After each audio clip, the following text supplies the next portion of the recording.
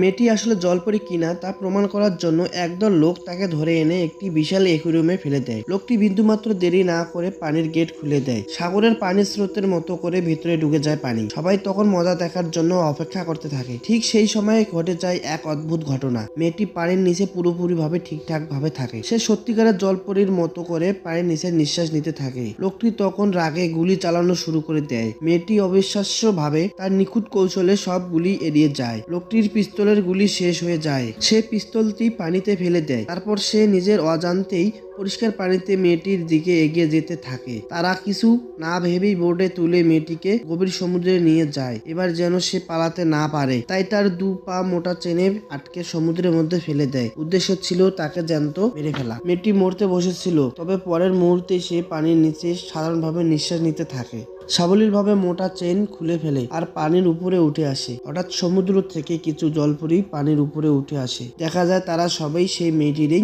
জলপরি সঙ্গী।